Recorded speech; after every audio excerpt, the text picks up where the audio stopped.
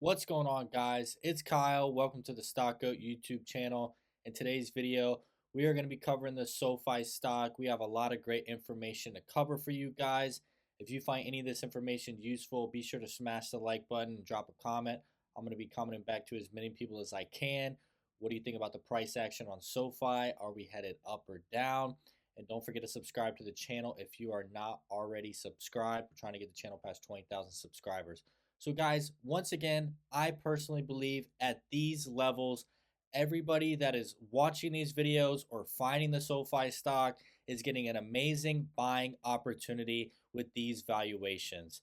I'm going to cover some short term price action that we could potentially see on SoFi, and I'm going to cover some potentially longer term price action we may see on SoFi.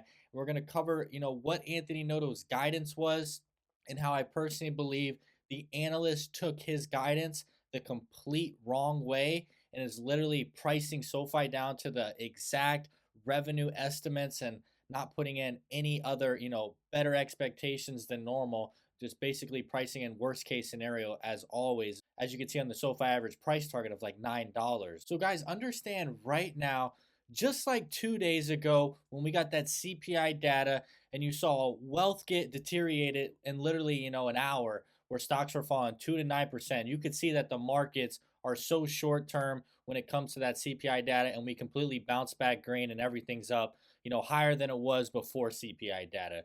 Understand we have another data point coming out tomorrow, similar to CPI, which is PPI.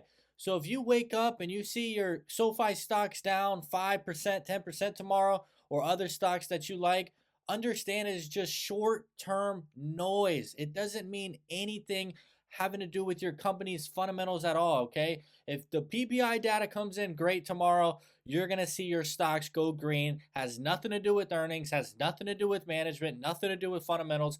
That is what kind of environment we are in with this inflation. There's multiple data points every single week hitting the news, hitting the media, and it is a short term item really focused to just destroy the wealth of new retail investors that get shaken out and sell because they don't know what's happening. So understand PPI data is going to come out at 8:30 a.m. pre-market, and people are going to be building up the fear if it's bad news for an hour, or they're going to be building up the excitement if it's good for an hour when the market opens at 9:30. If you find any of this information useful, be sure to subscribe to the channel. Let's get into the video. All right, guys, let's just cover the market real quick. 25 seconds. S&P 500, 0.58% green. Dow, 0.91% green. NASDAQ, 0.30 green. Russell 2000, we usually love what we're seeing when this thing is really, really green, up 2.45%. But SoFi and a lot of other small caps, we're getting not really a lot of movement, okay? I believe there was a lot of shorting going on today with the SoFi stock. We've already seen this stock up to 17% short interest. And that's pretty much, just a lot of investors out there betting against the economy, betting against the macro, betting against SoFi's expectations and stuff like that.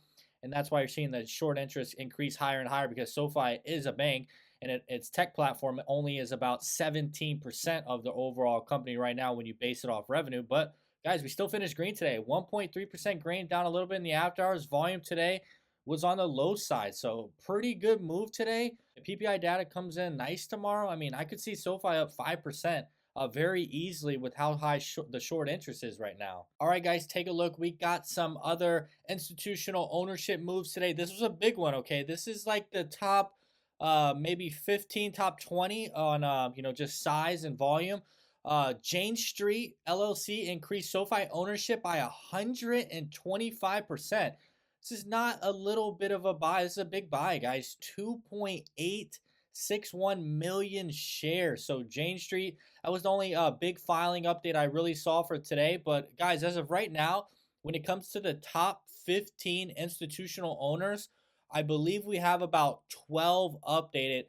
We're still waiting on 3, and specifically a really, really big one that we're waiting on. I'll show you. So right now, guys, this is the top 15, but it's actually 12 because we had State Street come in and update. But this is the really big one we're waiting on, guys. This is the 2 Sigma. If you see this update come in on Fintel, on the institutional ownership, send it my way so I can announce it on Twitter, make a YouTube video about it. we really want to see what this company does because they have so many shares inside the SoFi stock right now. So you got Vanguard increasing, State Street up 8%, Nico Asset 241%, Sumitomo 241%, new position in Dimensional Fund. That's why you're seeing the stock not collapse to a $2, $3 like you're seeing. Open Door crashed to 1, Charge Point crashed to 2, Lucid still crashing to $2. Okay, a lot of these other SPAC stocks, crashed to $1, $2, $3. Yes, SoFi went down to like the $4 level, but hey, we're still almost up 100% higher. What I'm saying is it's not collapsing because you're seeing a base built around these institutional owners specifically. And I'm telling you guys, if they continue to see more and more quarters that they like, these guys have the amount of money to make the SoFi stock go up 100% in literally a couple of days. Okay, if they all start pulling the triggers massively because they know that dividends are on the way, S&P 500's on the way, just stuff like that you may see in the far out future. But what we need to really be looking for is a back-to-back profitable quarter, okay? That's going to really get these guys pulling the trigger again.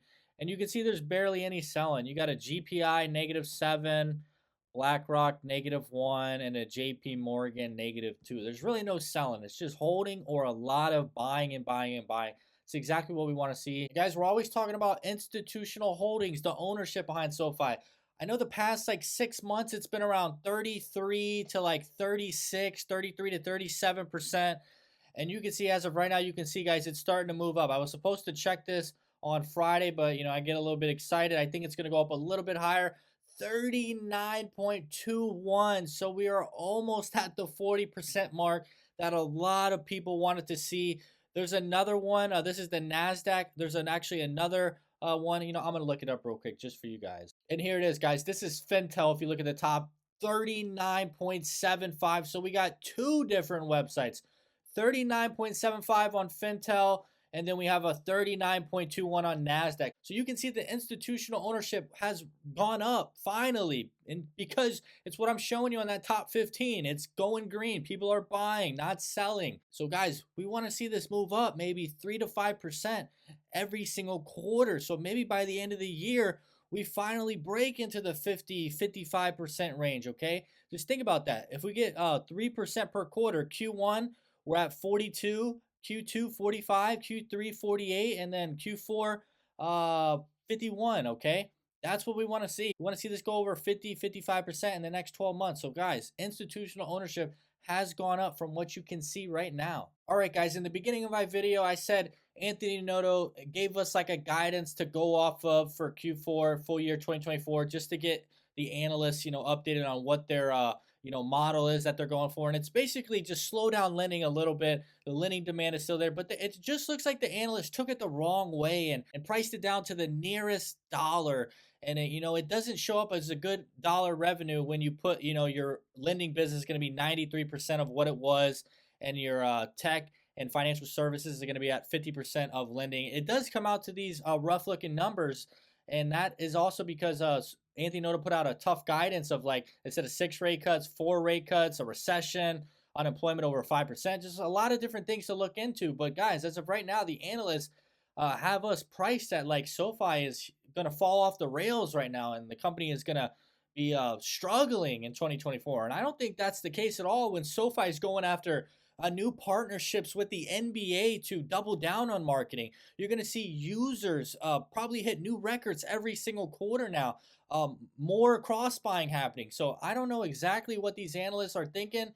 They're pricing in worst case scenario, in my opinion. That's why you got right here revenue at 2.4 billion for this year, 2024. And guys, yes, it sucks to say that would be 16% growth.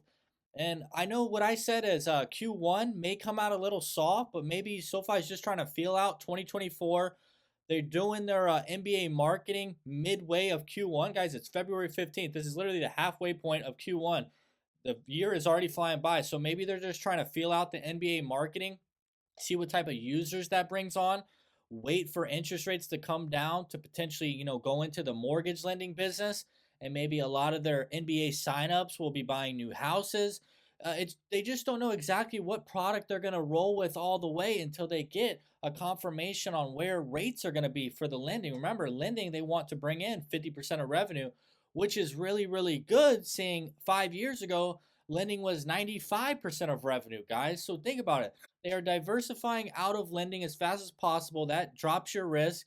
But remember, guys, lending is still a money making machine. You don't want it to just vanish. You're a bank, you need lending. In the next couple of years, SoFi wants to be 33% split. Lending 33, financial services 33, and the tech platform Galileo 33. And that'll give us, a tech hybrid multiple if everything is just growing rapidly, specifically Galileo. So that is what SoFi is trying to do. They are trying to be a one-stop shop for all of the products, everybody's financial needs, including other fintechs, other banks, other tech companies.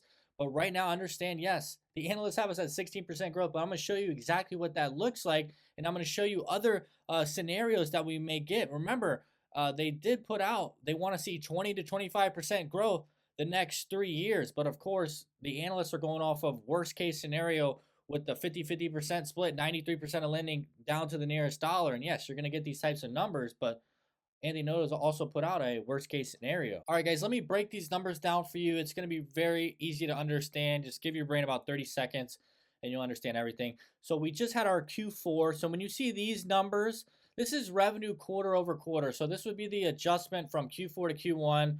This number would be the adjustment from Q1 to Q2, like the revenue difference, and the same on, same on.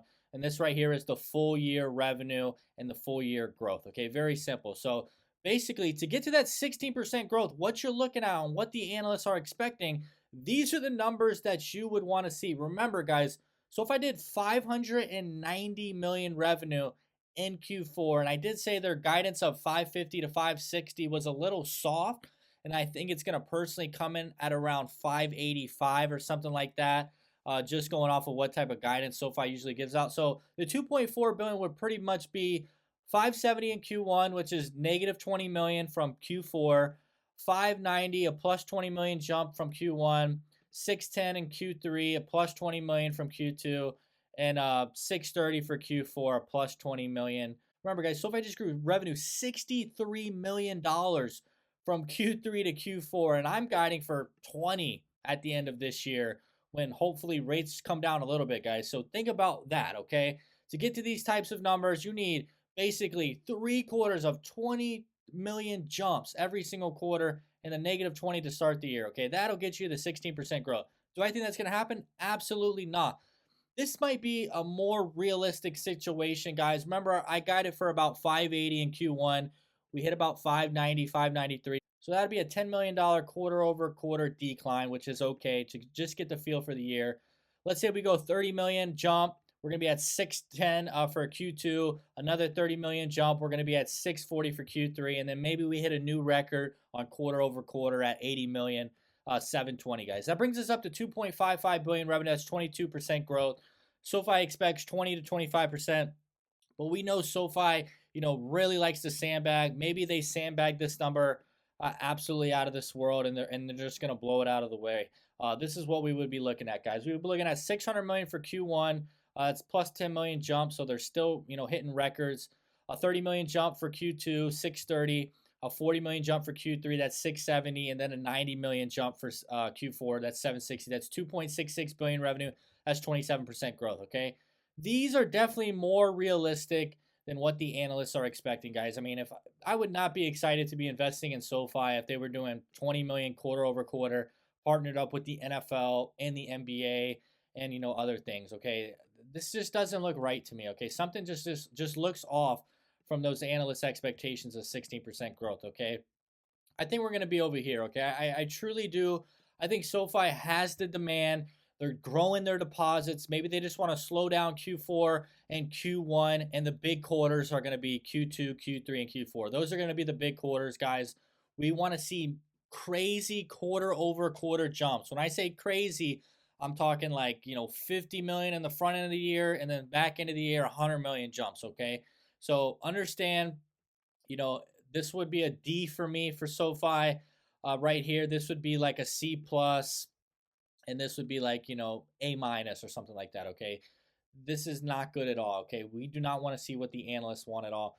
This is what you want to see. You want to see something, over here on this side of the table. If you made it to the end of the video, I want to say I really do appreciate it. I enjoy doing this video for you. Once again, I truly appreciate all the support. The channel is growing extremely fast. Don't forget to smash the like button, drop a comment, and subscribe to the channel. We're trying to get the channel past 20,000 subscribers by the next 1 to 2 quarters. Once again, my name is Kyle. This is the Stock Go YouTube channel. Have a great day.